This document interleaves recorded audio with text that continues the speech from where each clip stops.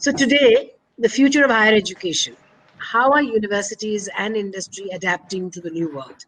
I refuse to say new normal. I am saying that this is normal, right? So thank you everyone for being here today and welcome to TC Global's panel discussion on the future of higher education. I'm Bindu Chopra, your host for today, and have been working with students for a very, very long time. And joining me is a very distinguished panel and people that I've known for a number of years. We have Sandeep Sharma. Sandeep has been in the education sector for over a decade. After starting with Education Times, Sandeep has been with the University of Essex for over 7 years. He's currently the Director for Southeast Asia Recruitment and Partnerships for the University of Essex. Thank you, Sandeep, and welcome. Vinu Abraham is our other education person here today. He's a passionate and committed, skilled professional, having 12 years of experience in international marketing, business development, and student recruitment. He's currently associated with the University of Wollongong, which is an Australian university in Dubai. Welcome, Vinu. It's wonderful to see you again. Last but not least, our panelist from industry, Dr. Vinay Raj Menon. Dr. Menon is a talent transformation leader with more than 25 years of global experience in defining, leading, and delivering large-scale talent initiatives. He's head of learning and development at Intellect Design Arena. So as you can see, we've got a really mixed panel, two of them who've been dealing with student recruitment and understand student concerns, especially in this difficult time. And of course, Dr. Menon is somebody who's been in industry and probably can tell us what kind of upskilling is required in today's day and age to be able to be more employable. Now that you know the panel a little bit about ourselves, we are TC Global. Some of you have known us as the Chopras. We have also sort of evolved, become younger, if that can be. We've been around for 25 years. We started out in 1995. The pandemic has ruined our celebrations a bit. We turned 25 in February, and in March we were in lockdown. But we have been, we have over 700 partnerships, and we have dealt and counseled and interacted with over 2.5 million students in the last 25 years. To our audience out there, we're really excited to host you and would love to hear from you. So feel free to send us questions on chat. This session will last roughly 45 to 50 minutes with a 30-minute panel discussion, followed by 15 minutes of Q&A, in which we will take questions from you via chat. So if you have anything that the panelists say, please feel free to counter it, to ask more, ask for their deliberations. That's what we're here for. So here goes. My question is basically, so much of our world has changed over the last 6 months. We all crave for normalcy, but we also can't escape recognizing that COVID has forced and compressed years worth of change into weeks and months. I mean, right now you talk to anybody, they don't want to know what they're going to do 3, 4, 5 years from now. They want to know when is the vaccine going to come in terms of weeks. Higher education particularly has been impacted, and it confronts a disruption like never before, with restrictions on campus, on health, on social distancing measures for a population that has found it hard to practice social distancing. Here, the lockdown opens and everybody is out on the streets. But universities have transitioned quickly into adopting remote learning. But these changes raise important questions the students are asking about university education, which is what we're going to focus on today. Is how do we explore how universities are embracing this new virtual world, recreating the campus experience, and rediscovering their role in an age in which technology is eating more and more of the world every year. So I'd like to begin by asking you, how has this experience of the pandemic been for you? And this is for each one of you. And talk to us about how you've managed to cope with the challenges that this may have brought to the forefront. I can't say let's go with the youngest because all of them look young. So, Vinu, you're the topmost thing over there. So shall we go with you? Yes, thank you, Bindu. Thank you, TC Global. Good afternoon, everybody. I think the biggest shift that any universities would have faced during this pandemic is to move from a traditional classroom or in-classroom education to e-learning platform, or we call them as distance learning. So in the UAE, we got the restrictions in place in mid-spring when we just finished our spring intake. Re-enrollments happened. Suddenly, overnight, we realized that the joy of meeting a student in one-to-one, on an open day or road shows, domestic or international, classroom sessions, everything, even a campus tour, we lost that opportunity. So the first thing that we looked after is how do we look after our students already in the campus.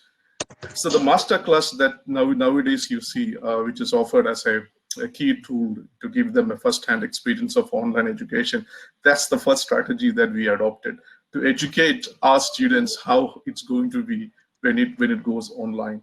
Students who have signed up for a classroom session, first time on a visa and a student visa, leaving the country, coming back to UAE, students who are about to graduate, who are on their on the internship or almost the verge of finding opportunity.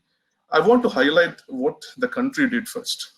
The country extended all the visas. So sometimes some students were about to finish their visas, residencies. They're about to change their residency into an employment visa. So first the government did was to give them extension. That really calmed down the situation in the country.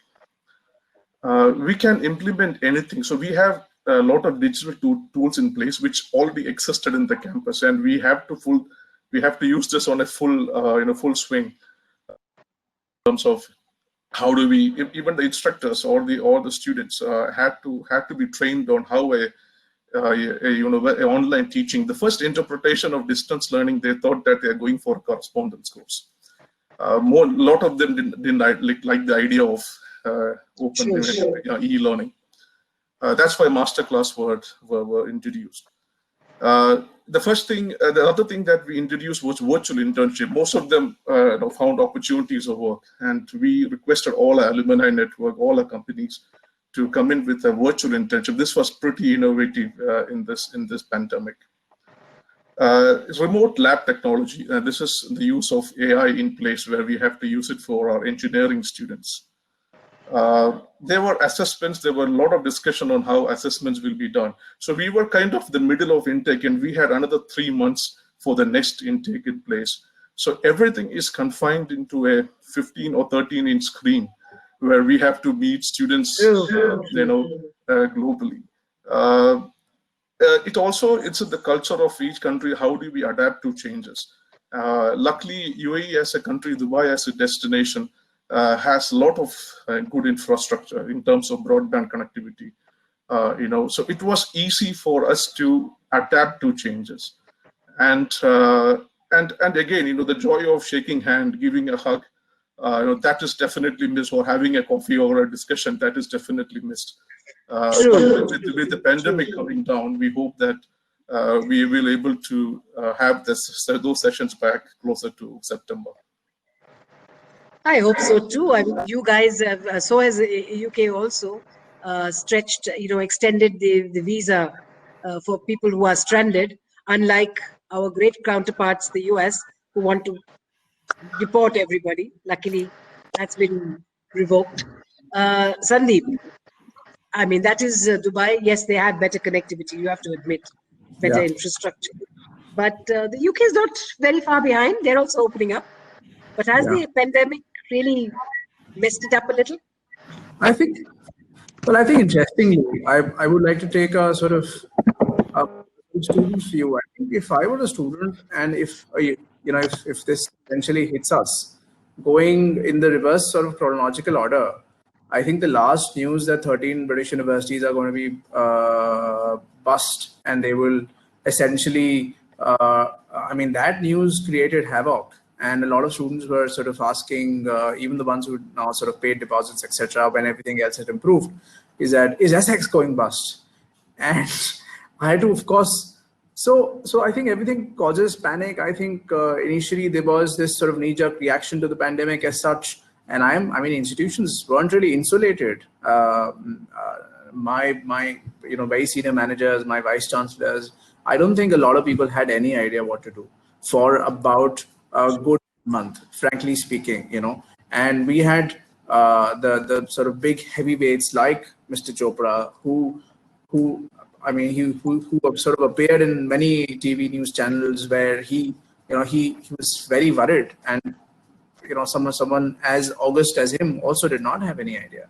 And how would you, because this is unprecedented, right? I mean, the financial crisis of 2006, the sort of Great Depression's been, is mostly financial. So Yes. so you do, this is something which you're fighting with an enemy which you can't see, you can't move out of your houses, Modi's put you into a lockdown. The sort of generation which is essentially planning to come and study, they've never seen anything like this. They've never been scared of anything else.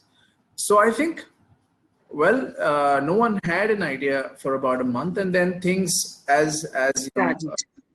then the things started, and people started to look at each other, I think, for support. I think what this has done is that it's grown communities and people much closer than they were before.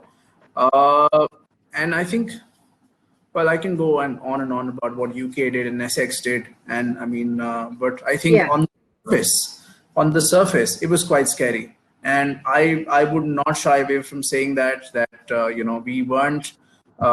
we were insulated, or we had a great plan, or we knew what to do, because I don't think anyone did. Even Harvard and Princeton and Oxford came out with sort of statements that they will move online. And suddenly they were tweaked by news and sort of blown out of proportion, that everything's going online, and everyone started messaging us, "Are you going online too?" So so it was very interesting. True. I would go with that, especially since you mentioned you mentioned distance learning. By the way, for everybody listening to us, all you students, online is hybrid or blended learning is not a correspondence course. I mean, universities are not going to make you do it completely online, because then your stay back options. I have to say that we did a market update webinar this morning with students, and surprisingly our poll showed 0% worried about safety. Can you beat this? While universities are spending so much money on infrastructure and safety, but they were very worried about the stay back options. Vinay, coming to you, you also deal with people and the talent acquisition market. You heard our university education professionals talk about it. Tell me, this disruption, this mess that we are seeing in some ways, which is hopefully straightening out a little bit now, is Vinay. I've lost Vinay. Yeah. All right. Let's just we'll let him come back. So with the two education people, tell me, what are the main concerns? Let me ask him. Vinay, can you hear me now? Yes, I can. Thank you. Yeah. All right. So what I was saying was that, you heard from the education point of view, but from the work point of view, from industry, from the corporate world, that's also concerned. And how are they coping? Yeah, I think this pandemic situation is something that none of us anticipated, to be very honest, right? But having said that, in the industry, I think thanks to the working of technology, I think industry has been a little ahead in adopting and adapting to embracing virtual tools much earlier. Mm. And in that sense, the transition was a lot smoother. And I think, except for intensive, in industries where people presence is intensive, all other industries have sort of gradually, adopted to this working style. And most of my peers, most of my contacts tell me that I'm sorry, but I seem to have. All right. I'm sure he'll come back. I seem to have lost two of them. Sandeep, are you there? Yes, We can hear Are you, you able Vinu. to hear me? we can hear Yes, you. yes, Vinay, we We Yeah. can can hear hear you. you. Vinay, we can hear you. All Yes, of us, Yes, all of absolutely. you? absolutely. Yes, absolutely. Vinu? And Binduji, we can hear you too. Yeah. Vinu, you too? I am able to hear you. All right, I can only see myself now. Uh, all right. Yeah, that's true. I can only see myself now on this. But anyway, what I was going to say was that, you know, the deliverables from a university perspective, uh, that has changed as well, isn't it? The universities are adapting. Of course, they've actually done it pretty quickly, but have they changed in the way the delivery model is, or are they changing the curriculum? What is it that you know, that they can offer the student now to say that yes, it's can't be business as usual, but we are you know, backing you, Sandeep. Well, I think it is a two-pronged approach. There has to be an approach which has to build confidence, but there is also a lot of unlearning required. I think one of the biggest silver linings of this is that it's shown across different sectors, across different economies, how vulnerable we are and how stupid we've been with some of the things. Now, let me give you an example. Marketing is a beautiful example of that. You know, by default, all of us spend so much time on our devices, and what this pandemic has done is completely shifted that sort of traditional theoretical marketing and how that was studied through, maybe case studies which were sort of written by Philip Kotler from 50 years or 60 years back, completely changed into a different form of learning experience, where you're talking about social media marketing. You're talking about, the number of likes you get, the kind of uh, uh, you know uh, so essentially marketing, from being say 70% theoretical to about 30% digital, has completely changed. So just using one of those examples, so what has institutions done? I think as top institutions, and not just saying that because we are Essex and we are, sort of gold ranked for teaching excellence framework, but I think all top institutions across the world should hold the bulls by its horns, should take the owners and go on and say, this is useless, we will not teach this, because this doesn't help you overcome a lot of situations in life. And they need relaunch of a lot of older courses. What we've done, for example, is sort of biotechnology has now been immersed along with data science. There's more financial technology sort of courses which we've launched. We've added economics with some data science. We've added mathematics to, sort of physics. We've of course changed, I think, supply chain management. So that's a really good example, which I was speaking about. Across the world, supply chains have been disrupted like never before. What else from this, right? So can we use some data science, business analytics to essentially create better supply chains for the future? So we've launched that course along with data science.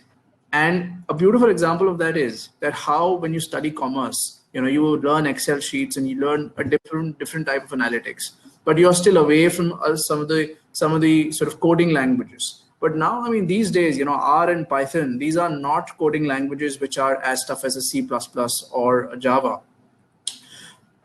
So those sort of skills have now blended into each other, where an engineering graduate has sort of is now being expected and is being taught commerce, and a commerce graduate has to learn coding and has to understand basic. Uh, so I think this has certainly opened up a lot of opportunity for new courses to be launched. And I mean, Vinay can of course shed more light on that and how industry sort of created a big demand for that. But so I think there have been. Yeah, true. So a more multidisciplinary approach to courses rather than a blinkered one, Yeah. which UK was famous for, standalone courses, which is great to hear. Yesterday you were telling me that your students are even encouraged to do internships remotely. Absolutely. How does that All work? right. So, yes, absolutely. Can you hear me? Is Vinu there? Wonderful. We can hear. Vinay, We can are hear you there? Can you hear me, Sandeep and Vinay? Yes, yes, you're audible, and we can hear Who? you. I can hear Okay. everyone. Yes, I'm I not can able hear you. to. You can hear Vinu? Even I can't hear. Well, I can't. I I can't think see or hear either of them. the Vinay, can I organizer, see you? BC Global, is just saying that you should continue and everyone can be heard. But Okay. I can't hear anybody Okay. except you. I can hear you and All right, maybe I should just hop out and hop in again. Sure. Just give me half a second. I mean, never had this issue. I'm not able to hear Vinu though. Vinay, Sandeep, you're able to hear me, right? I can, yes. I can hear Yes. both Vinu Vinay, and. can you see me? Are you able to see me, Vinay? Oh, I think not.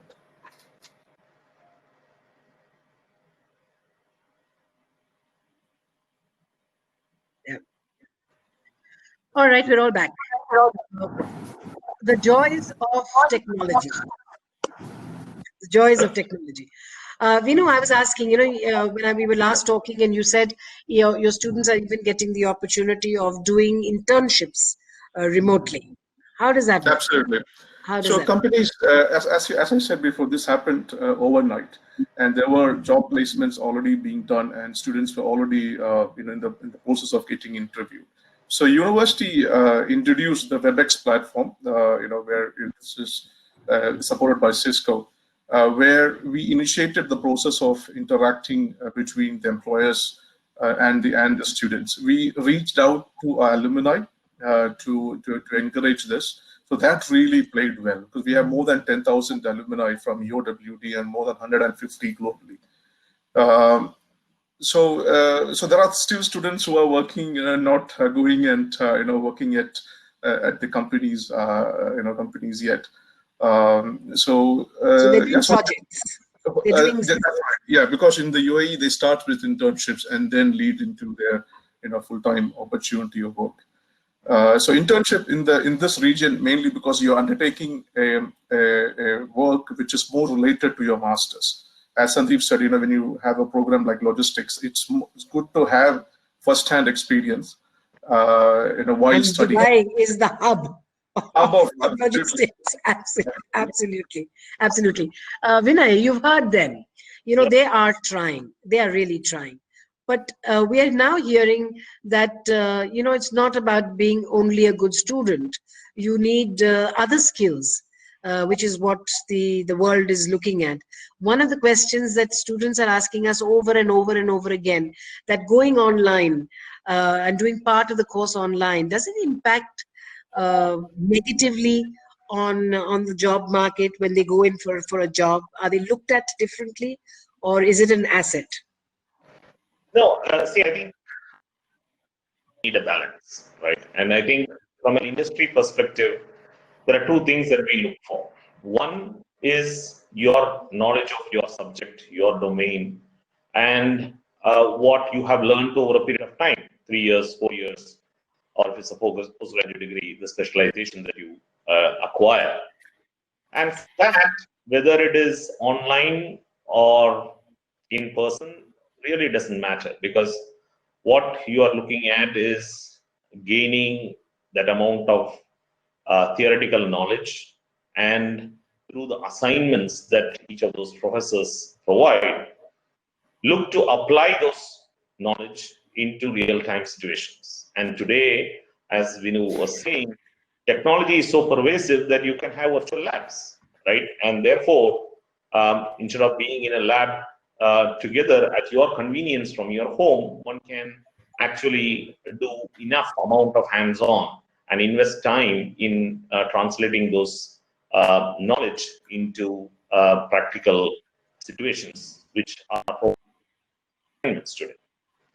Now, what the industry also looks for is the soft skills, right?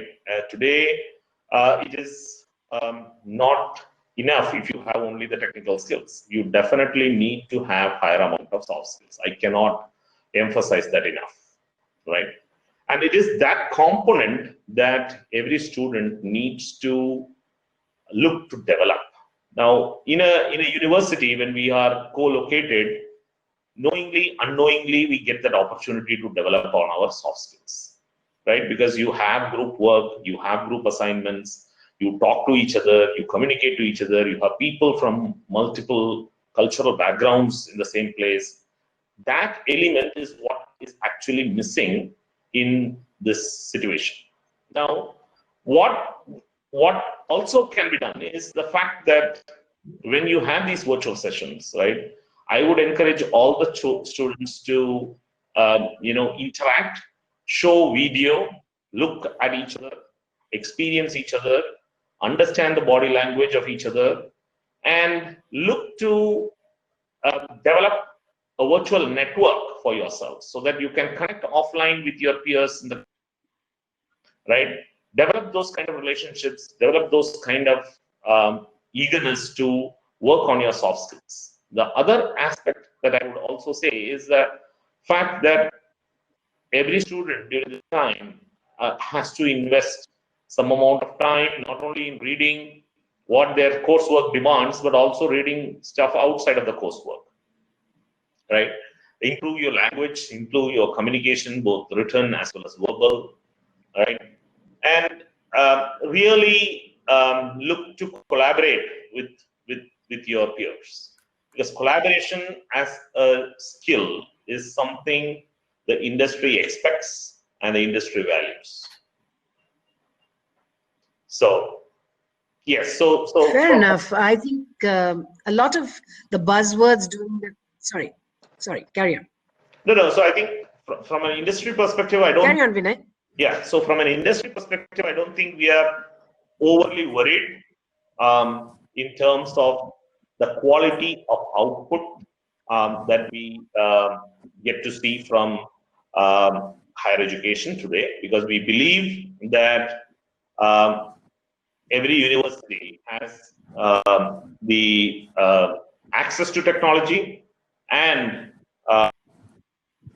are well equipped to leverage those technologies today, right? Now, whether it is the teaching community or the student.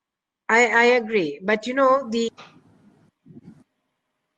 what I was saying, Bindu, was that whether it's the teaching community or the student community, we have to adapt to change and accept that this is going to be the new norm.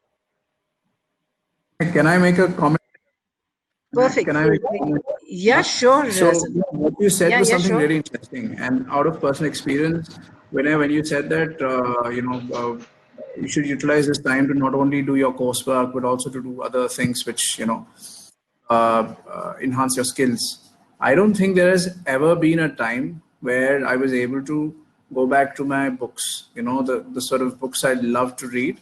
And I think this holds true for most people, simply because we've got so much time. The weekends, you don't go to a shopping mall to shop. There is nowhere you can spend money. So, best to spend money on books and actually read. And reading is the basics of sort of improving your communication skills. And I think to all those students who, frankly speaking, want to come to the UK and take the IELTS and have not been able to improve their scores in these 3 or 4 months, I wish them all the best, because if they haven't been able to do this in this time, then they never will be able to. Because if someone really wants to top up their IELTS skills, this has been a golden period for them. Correct me if I'm wrong, Binduji, but I think the demand for online coaching for IELTS should have shot up, tremendously, because TC. It does. I agree. But the thing is that students are still very wary of the online thing. The reason why we also have an industry person is, as he said, collaboration. Now look at us. You're sitting in Delhi. Vinu is in Dubai. Vinay is in Chennai. I'm in Bangalore. I mean, this is collaborative. And the fact is that we can connect with each other. So when people are very worried that how will I compete? How will I? Yes, sure, you can't touch the person. You, as Vinu said, no hug, no handshake. We're in a namaste spree at the moment. Absolutely true.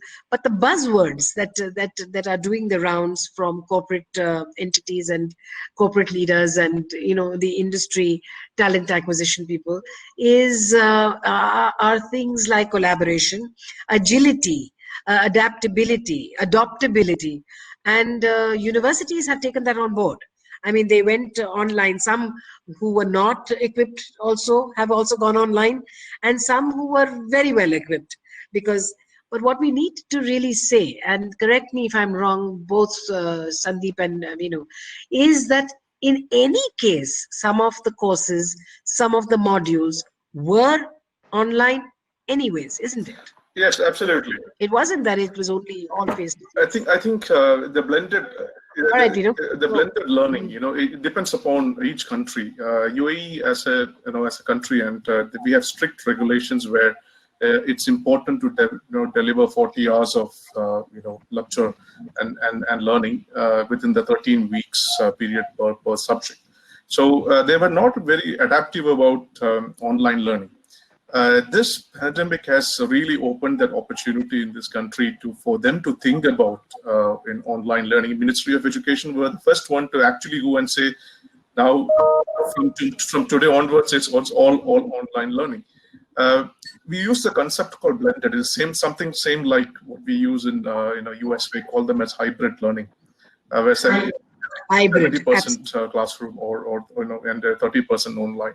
Certain courses in the region, like nursing, for example, we had an early adoption for that particular program. But the challenge what we had is that overnight every course had to go online. Now, every instructor was not ready for that. They have been teaching a class of 200 over the past 15 years. Now they have to manage them as I told, it's on a computer. That has been challenging. And as Sandeep, I really like his very frankness and honesty on what's happening in the region. But that's the challenge that everybody has faced. And so students see, and one of the other factors I've realized is, in addition to accreditation, ranking, post-study work visa, now students look for those destinations, how well they have supported international students, how well they were taken care of. This is one of the factors that from this year, students will consider while choosing a destination. Yeah. No, I agree. In fact, talking to a professor the other day, the professors are also challenged. Like you said, some of them are resistant to it. But I was asking them, I said, why are you guys resistant? And he said, Bindu, it's so difficult that when we are teaching online, kids think it's their part of it is difficult.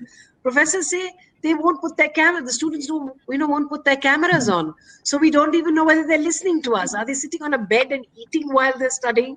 Or are they sitting on a chair? Or have they just vanished after logging in? So, there are challenges to that. Sandeep, any thing from your professors? Are they embracing this wholeheartedly? No, I think technology, so computer science, electronic engineering, business school, these academics, these departments had a significant amount of their course curriculum online.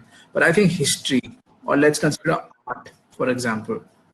So if there's a fine art or a course which is sort of more towards the social sciences, it's been a fair bit of a good challenge for academics to really embrace that.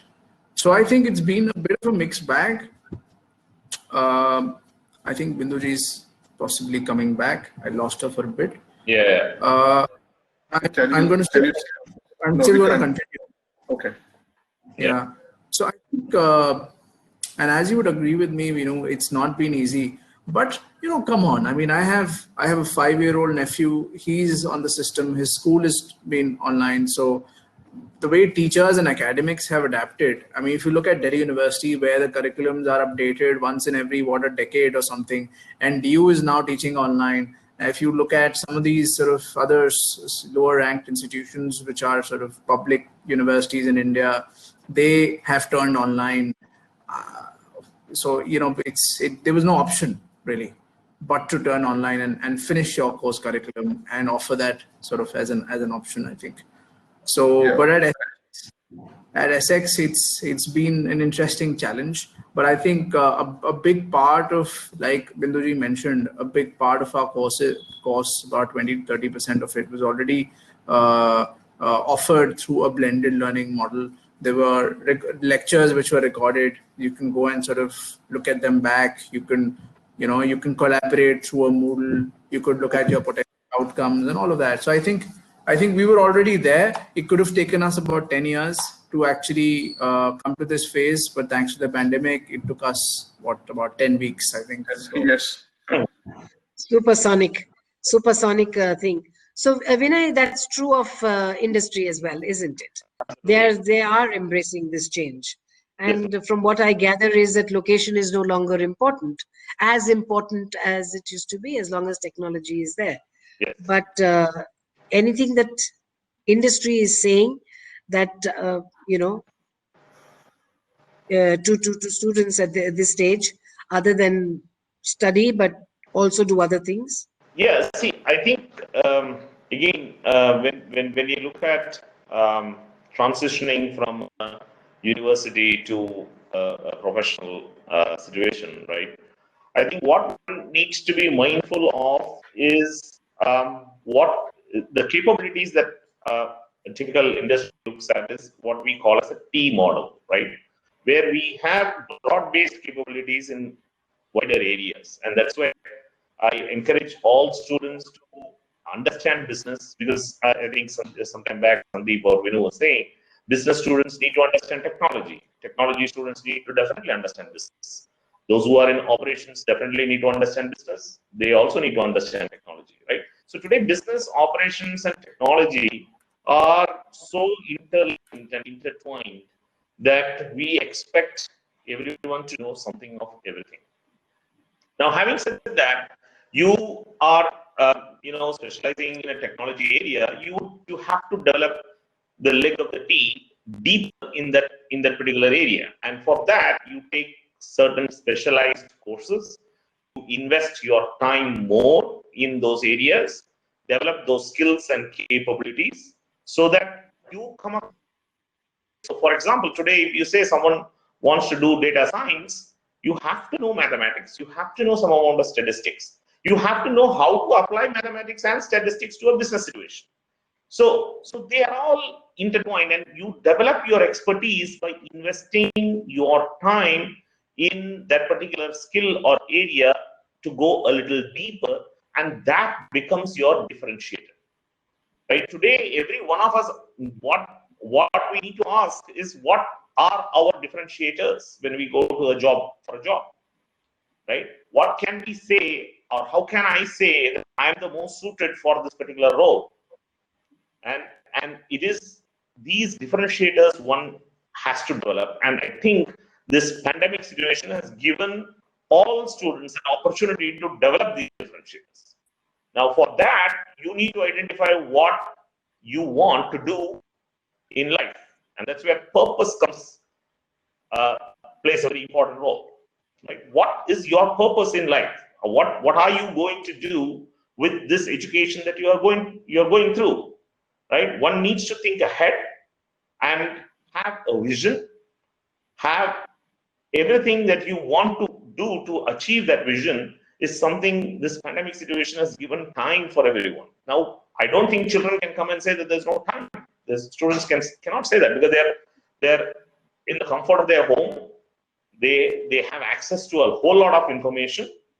The universities are giving them all that they need to do to develop their skills for the courses that they have enrolled for.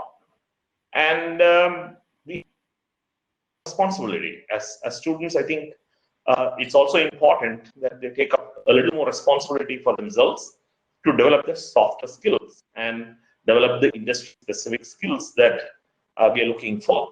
And that's something, and that's where I keep saying, reading, reading is very, very important. Being aware of what's going on, and relating to what is going on, and the agility to adapt, the agility to learn and unlearn is very important. So therefore, so other than the technical skills, we also, for a lot of roles, we also look at behavioral assessments, and some of these behavioral assessments look at these Yes. aspects. So from an industry perspective, we believe that we will get more capable students passing out rather than the opposite. Fair enough. In fact, somebody put it very nicely, because I was talking to a headhunter, and he said, earlier we used to look at a CV, and we talked about puzzles, and we did, of course, psychometric assessments were always there. But today, the main question that we ask is, what did you do in 2020? I mean, did you lie back and play dead? Or did you get out there and do something about it? So, Vinay, there are a lot of these short-term certification courses. Do they add value at some point, or it's just good to do them because we have the time? Bindu, basically, I'm an academician. Difficult question. And said and done, any learning will never go for a waste, right? Fair. So those are my words. Yeah. See, I think what one needs to understand, and today and in the future, I think the cliche that learning is lifelong is no longer a cliche. It's practical. It's something that one has to embrace. There's no other choice. If we have to stay relevant for today and tomorrow, I think learning is essential. And short-term courses, medium-term courses, long-term courses, whatever, while this is going on. And I also heard that, as far as employers, the big question, every single day we get the same question, that will it impact negatively online learning? And my answer has always been, as you can see with the gray hair, sometimes people listen to me, is very, very simple, that technology is here to stay, right? That we can't do without. So employers will look at the fact that you are using technology and going online with the university and adapting to it. So we have the agility, we have the adaptability, we have the technical skills. So why should it be a negative? What do you think, Sandeep? Of course, learning is never really, but I'm particularly, I do keep a close watch on what's being sold or what's being promoted as online education. A lot of stuff is very dodgy. A lot of it is also being offered by people who either charge exorbitantly high for something which is very basic, or so that's a key differentiator. And I think it's really sad that we do not have a sort of we do not have a body which can control online education. We now have UGC coming out and say that online education is being accepted. We have the Amity universities. Not that I'm promoting Amity, but they are possibly the latest entrants to that list of people who are able to offer online education, which is then accepted. So I think we need the government in their sort of education policy to clearly lay out plans and be more inclusive to get other institutions to offer online, because there is a serious need for good private institutions to come on board and offer online education, so that a lot of the other dodgy players can be armed. Wiped out. Absolutely. So Wiped out. No, I think I've also made a mistake. I shouldn't have said online. Well, what we are really talking about is blended. While online learning is understood in India is a distance learning program, is what we call correspondence courses. So yeah, from that point of view, students should understand that what universities are offering is a blended learning, that you're going to do a little bit of it online, but some of it was always going to be, digitized, and some of it was going to be it. But you are a very, very strong engineering school. By the way, guys, they're an Australian university with a campus that's been in Dubai for, I think, 27 the years. first I think, I don't know how many years now. But when I used to live in the Middle East, it was still around. So that's many, many years ago. But I have to admit, how do you do lab work remotely? Yeah, so they came up with something called. I have made some notes. I expected that question from you, Bindu. So they come up with something called remote lab technology using artificial intelligence. This is still, I'm not an engineer and I'm not into academia, but this is the first question I asked the engineering dean: how are you going to manage this engineering labs? Primarily, first 3 works was quite challenging because students were not able to really understand.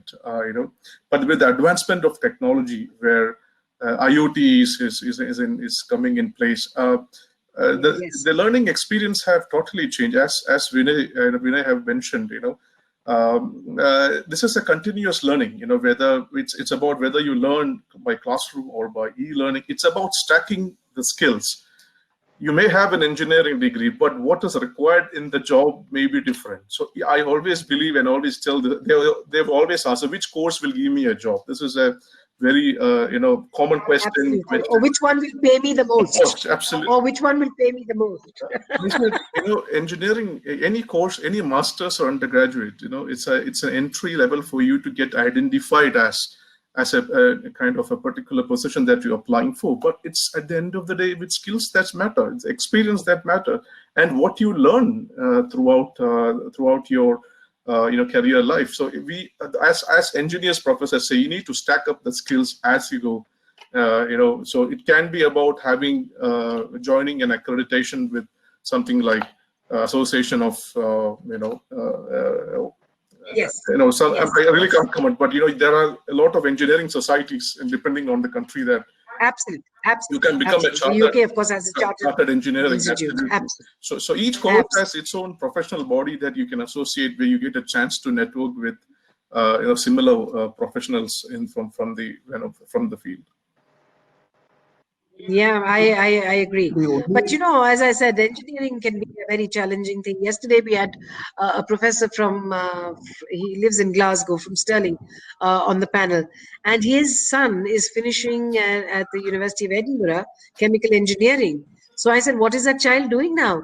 He says he's converted one of my bedrooms into a lab. I said, you better be careful that he's not going to blow your house down. But that's what people are doing. They're working from there and getting a remote lesson from afar and still managing to do it.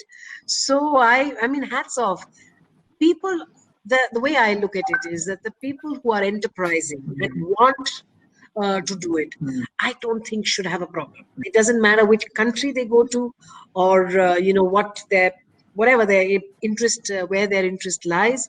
But if you want to do something, but if you want to lie down and play dead and say COVID-19, and that's what it is. But am I right in that, Vinay? Absolutely, yeah. That's what industry is now looking at. Absolutely right. I think those are 2 ends that you spoke about, right? People who want to do nothing, this is the best time. People who want to try anything out, this is the best time to do it. So this is also the best time. Well said. It's how you position yourself and how you want to make the best use of this situation, rather than think about it negatively. My only advice is to think about it positively. What are the kind of possibilities that this situation has opened up, from everyone's perspective, and then try to have a plan to leverage on that, right? And that's where your purpose and your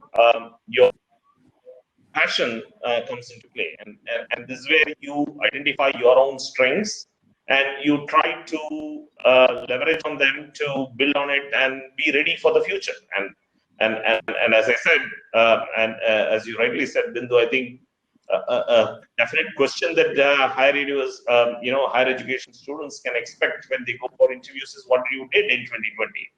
No doubt about it. right? Because that's going to be a differentiator, right? What are additional courses that you did? How did you stay relevant? What are the kind of changes that you had adopted? All those are going to be, important.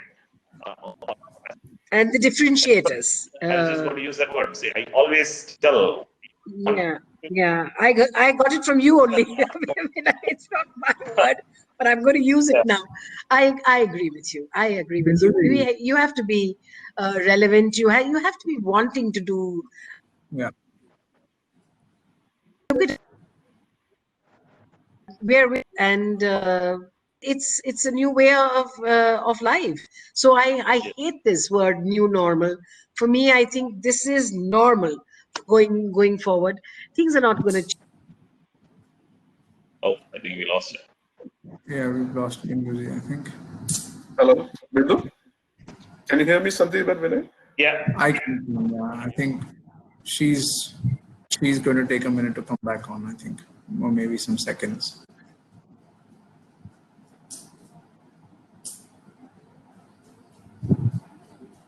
Yeah, so I mean that's really interesting. Vinu, to just sort of talk about how labs can be, how some of the lab work is now. But I do Absolutely. But I also have, yeah, sorry, you were asking something. Sorry, Rob. No, it's the same thing. I mean, I would love to know more about it because that's something I'm currently getting more information on from Essex. And I think what we are going to do on the other end is make a lot of this lab work shifted towards the end of the term where they can maybe do it. That's right. So I was about to come there. So as restrictions eased, we were allowed about 50%, capacity to operate. So the timetable had to be rescheduled. So if we don't have chemical engineering as a course, but we have chemistry in civil engineering, so they have to have the lab experience in place. So the lecture, the tutorial lab, all had to be rescheduled towards the end of the spring semester, where students could visit, the space depending on the social distancing in place. But I think, and summer is a kind of it's a holiday in the Gulf because of the climatic conditions. So by September, we hope that with if the 1 meter distance takes in place, I think we should be able to have the full capacity in going. But I think for you guys, this must have been Ramadan time. So a lot of, I think for 3 months, this Ramadan anyway. is over, yeah. Ramadan is over. Yeah, now we have Ramadan is over Eid. this year. That was in So my May. last and final question to both of you is: what is the future of what does the future university look like? Sandeep? Partly blended, partly partly energized. I would say energized and restructured in the sense that some of the more valid courses are offered, and I think creating new challenges for students. So not really taking a long answer, but I think a part of the curriculum has to always be online. All lectures need to be recorded for students to go back to them and study. All of their outcomes need to be measured through structures like Moodle, etc. They need to have a platform to collaborate outside of student hours. Libraries need to be open 24/7. Online resources need to be open 24/7, and more skills, more stress needs to be put on tech. I mean, of course, you can't add to history or social science, but wherever it is possible, data science, analytics needs to be added to courses like business, economics, bioscience, etc. So I think that's a perfect future university. And so what you're basically saying is a very multidisciplinary approach to pretty much across the board. You'd agree with that? Absolutely. The one thing I would add is also how professional staff is ready to accept to the time zones, or how, for example, when we are dealing with COVID situation, I have to be available at a time where my students were available. So that can be extended working hours. That can be also on the weekends. That's a change we embraced to make sure that students are serviced properly.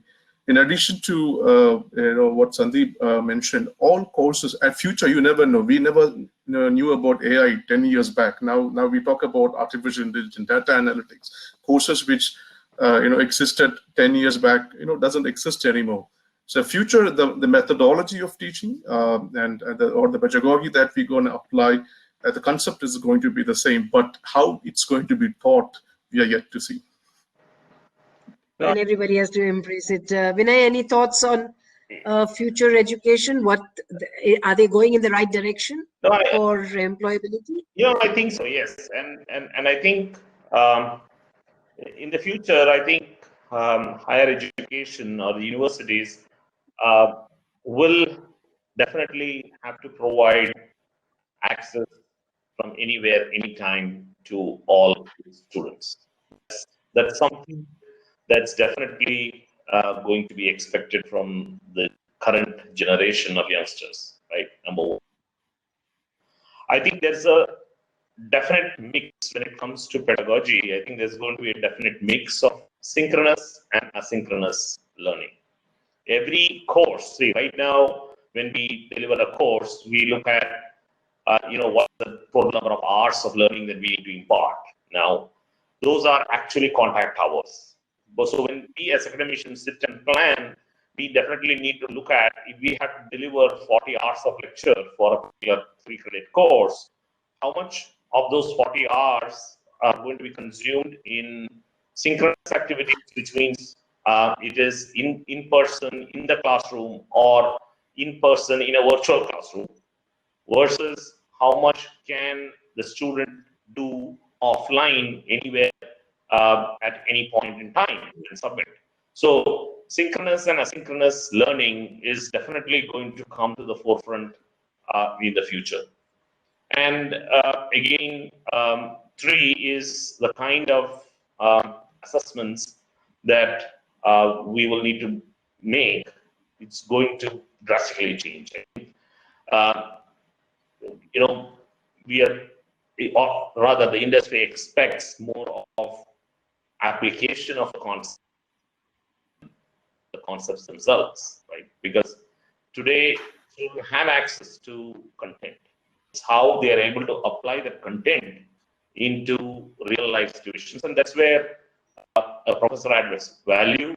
The course gets its strength, and courses that are able to impart those skills are the ones that's going to be huge in demand.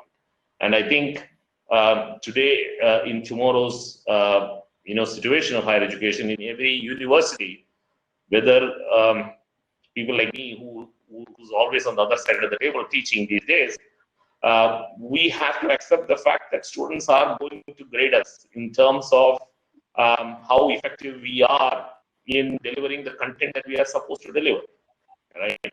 And those are courses which will definitely see higher enrollment, where where there is a good amount of transfer of learning, good blended learning in terms of synchronous, asynchronous, good mix of experience for the learners as well, and that is something that's again going to differentiate different courses. That's where the propensity of students are going to go to for those courses. Enrollments are going to be high for such kind of courses. So that to me, that's going to be the future. The way it's going to be a marketplace of courses where children are going to. That's the future. Yeah, that's it. Thank you very, very much. Well, thank you. I mean, we've had a very, very challenging hour with technology and the internet, deserting us in lots of places. That's more. But I can't say thank you enough for all. I know. Whatever can go wrong will go wrong. But I am so thankful. Thank you, Vinay. Thank you. And thank you, Sandeep and Vinu. This is not the best way to meet. We someday need to be having our coffee again. All right. Thank you very, very much. We don't seem to have too many questions. They all have, questions based on countries. So they will go. But Thank you. And till we meet again. Thanks, all of you. Thank you, Thank Bindu. It was a pleasure. Thanks. Thank you, Sandeep. Thank you, Vinay. Thank you, Bindu. Nice meeting you all. you very much. Take care. Bye. See you. Thank you. Lovely meeting you. Thanks, Vinu. Bye.